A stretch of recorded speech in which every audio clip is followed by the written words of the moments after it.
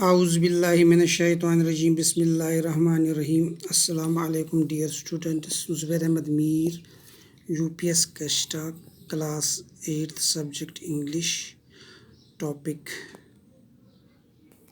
Punctuation. बच्चों, कल हमने फुल स्टॉप, कॉमा वगैरह पढ़ा। आज हम सीखेंगे कि पंक्चुएशन में क्वेश्चन मार्क कहाँ पे यूज़ होता है। बच्चों, सीधी सी बात है, क्वेश्चन मार्क यानी सवाल निशान। जब आप किसी से कुछ पूछते हैं तो पूछने के बाद जब आप रुकते हैं तो उसके आगे आप फुल स्टॉप के बजाय ये निशान लगाते हैं, question mark. What is your name, आपका नाम क्या है, ये मैं आपसे पूछ रहा हूँ। वेयर आर यू गोइंग, आप कहाँ जा रहे हैं। तो जब ये में सवालिया जुमले हों तो उनके एंड पे फुल स्टॉप नहीं लगता है, बल्कि ये क्वेश्चन मार्क लगता है। उतना मुश्किल नहीं है, आसान है। एक्सक्लेमेशन मार्क, एक्सक्लेमेशन मार्क जब होता है ना, ये फीलिंग को, स्ट्रॉन्ग फीलिंग को ज़ाहिर करता है, हैरानगी, ताज्जुब जिसमें हो। फॉर एग्जाम्पल यहाँ पे सेंटेंस लिख के रखा है, hurrah we won the match, यहाँ पे खुशी का इज़हार है, हुर्रा। अब देखिए यहाँ पर मैंने मार्क लगाया है, hurrah we won the match. इसी तरह how beautiful the garden looks, ताज्जुब की बात है, कितना खूबसूरत, हैरानगी, फीलिंग है इसमें। तो यहाँ पर हमने ये साइन लगाया, एक्सक्लेमेशन मार्क। या कोई गम की बात हो, ये भी फीलिंग है, एलास, निशान लगा दिया, वी लॉस्ट द मैच, हमने मैच हारा। उसके बाद बच्चों है द एपोस्ट्रोफी। एपोस्ट्रोफी का मार्क ये है, ये हमेशा ऊपर लगता है।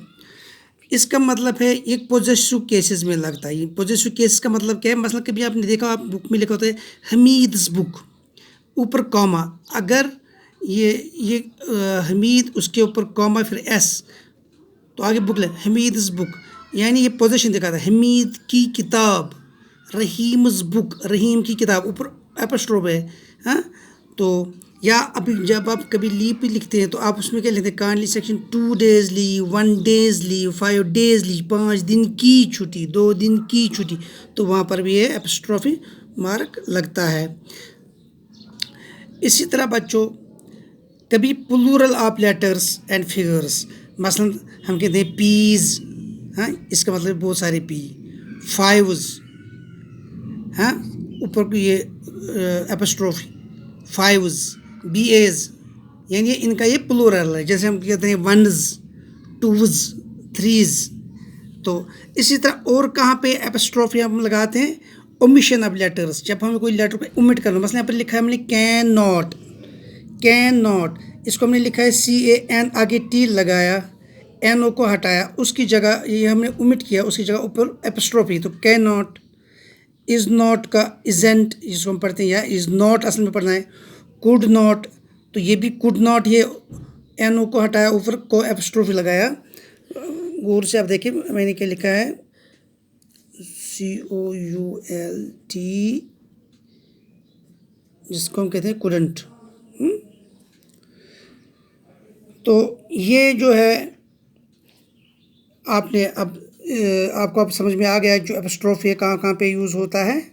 तो ये ओमिशन ऑफ लेटर्स, जब कोई लेटर ओमिट कर दो, मसलन के नॉट में हमने NO को ओमिट किया, CAN एपोस्ट्रोफी, फिर ठीक, तो कैन नॉट बन गया, या कांट हम इसको पढ़ते हैं, असल में कैन नॉट है, कॉन्ट्रैक्ट सेंटेंस बन गया, कॉन्ट्रैक्ट वर्ड बन गया।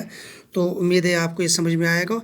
कल इंशाल्लाह ये बाकी जो मार्क्स हैं इसमें वो हम सीखेंगे। तो इसी के साथ ये पंक्चुएशन टॉपिक कल ख़त्म हो जाएगा। तो नए टॉपिक के साथ फिर से हाजिर होंगे, तब तक के लिए खुदा हाफिज़, बाकी वसल्लम।